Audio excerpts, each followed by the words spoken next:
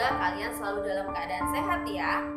Kali ini materi yang kita bahas masih tentang karya ilmiah. Materi kali ini berdasarkan kompetensi dasar 3.15, yaitu menganalisis sistematika dan kebahasaan karya ilmiah.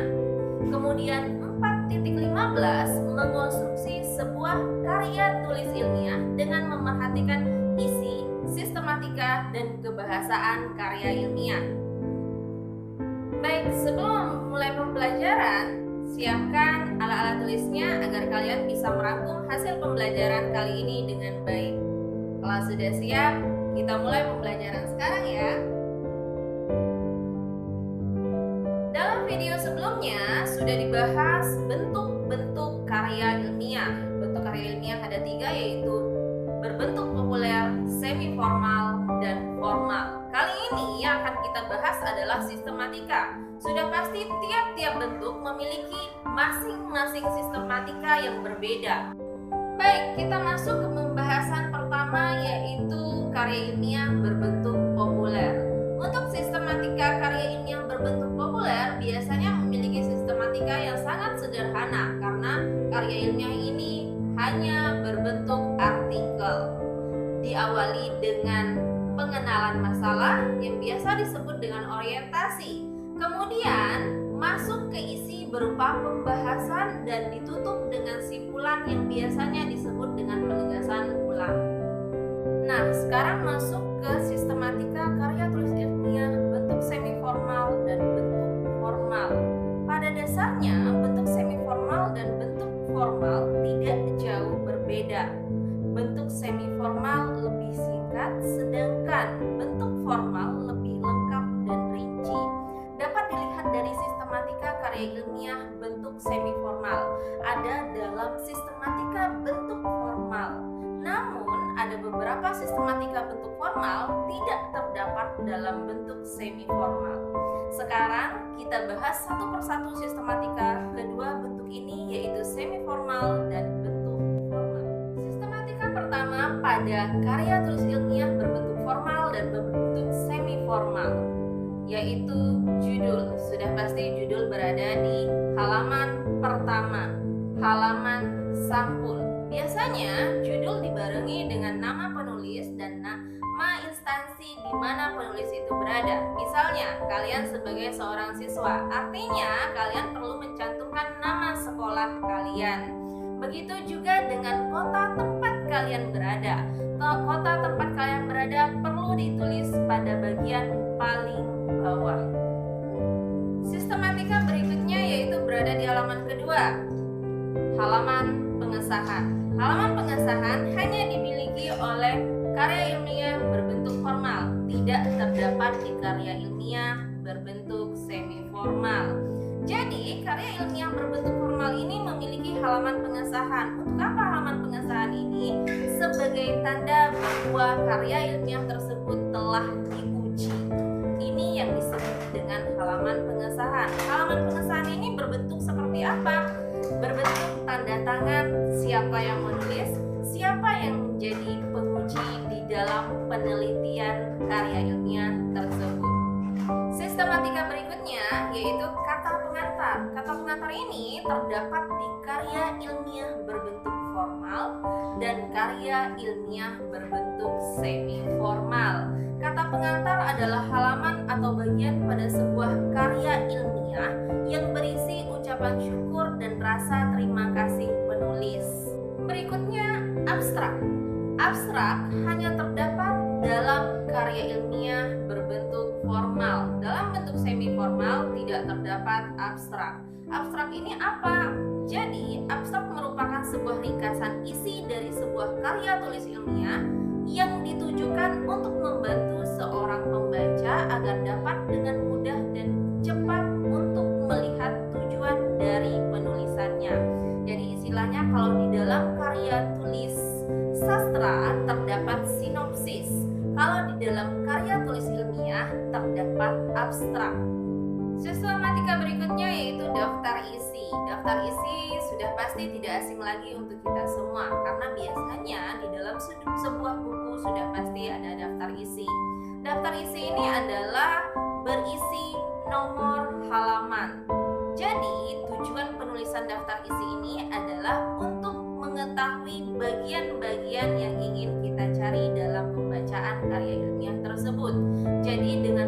kita bisa mencari, oh bagian ini ada di halaman berapa. Masuk ke bab 1, yaitu pendahuluan. Di dalam pendahuluan terdapat 4 subbab. Yang pertama latar belakang masalah, yang kedua rumusan masalah, yang ketiga tujuan penelitian, dan yang keempat manfaat penelitian. Latar belakang masalah adalah uraian singkat, jelas dan logis dari suatu kegiatan ilmiah untuk menjelaskan alasan mengapa kita mengambil judul tersebut. Jadi di dalam latar belakang disebutkan alasan-alasannya. Yang kedua yaitu rumusan masalah. Rumusan masalah adalah pertanyaan kritis atau argumentasi yang fleksibel yang diambil intinya dari pernyataan umum dari masalah penelitian. Yang ketiga, tujuan penelitian adalah uraian singkat serta jelas tentang tujuan apa yang hendak dicapai dalam penelitian tersebut. Yang keempat, manfaat penelitian, yaitu uraian tentang hasil karya ilmiah apa saja yang diunggulkan dan dapat disumbangsikan dari hasil penelitian. Masuk ke bab 2 yaitu kerangka teori. Untuk kerangka teori hanya terdapat pada karya ilmiah berbentuk formal. Kerangka teori tidak terdapat di bentuk semi formal. Sedangkan tadi di bab 1 terdapat di semi formal dan terdapat di formal. Nah, untuk kerangka teori isinya ada 2 subbab, yaitu yang pertama landasan teori. Landasan teori adalah seperangkat konsep, batasan atau proposisi yang dapat menyajikan suatu pandangan sistematis. Jadi kerangka teori ini penulis mencantumkan teori-teori apa saja yang digunakan oleh penulis di dalam penelitian tersebut. Teori-teori tersebut sudah pasti dari tulisan-tulisan ilmuwan atau dari buku-buku yang terpercaya. Setelah itu, yang kedua yaitu hipotesis penelitian. Hipotesis penelitian adalah kesimpulan sementara kerangka pemikiran seorang penulis. Jadi untuk hipotesis ini adalah pemikiran sementara atau simpulan sementara penulis sebelum diadakannya penelitian. Nah, sistematika berikutnya yaitu metodologi penelitian. Bab 3. Pada bab 3 metodologi penelitian ini hanya terdapat di karya tulis berbentuk formal seperti skripsi, tesis, disertasi, atau laporan-laporan akhir lainnya. Jadi di dalam metode penelitian ini berisi tahapan-tahapan yang akan dilakukan dalam proses penelitian. Berikutnya bab 4 yaitu pembahasan penelitian. Di dalam pembahasan sudah pasti kita membahas semua isi dari penelitian, hasil dari penelitian, hasil dari observasi yang kita temukan di lapangan. Jadi dalam pembahasan ini kita mencantumkan hasil penelitian dipadukan dengan teori yang sudah kita pilih di kerangka teori. Baik, bab terakhir yaitu bab 5, penutup. Dalam penutup terdapat 2 subbab, yaitu subbab yang pertama adalah simpulan. Simpulan sudah pasti berisi simpulan dari hasil penelitian yang sudah dilakukan sebelumnya, simpulan dari tulisan dari bab-bab sebelumnya. Setelah itu, saran. Saran adalah sebuah kalimat yang bertujuan untuk memberikan solusi mengenai permasalahan yang ada pada makalah.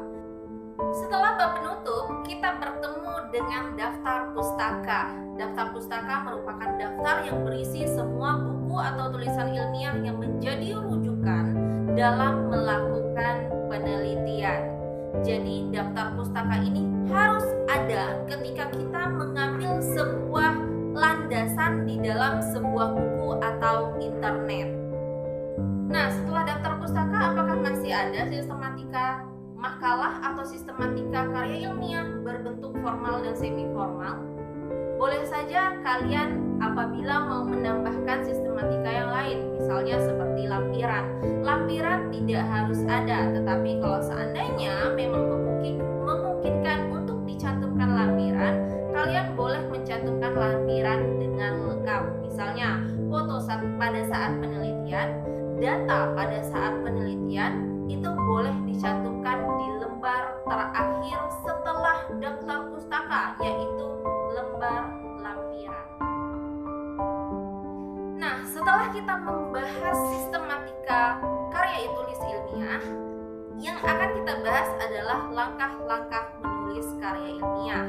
Langkah yang pertama yaitu menentukan tema atau topik sepantasnya sebuah tulisan. Semua tulisan apabila kita menentukan hal pertama ketika kita menulis adalah menentukan tema dan menentukan topik. Yang kedua, membuat kerangka penelitian. Kira-kira kerangkanya seperti apa, mau dimulai dengan seperti apa, itu adalah kerangka penelitian.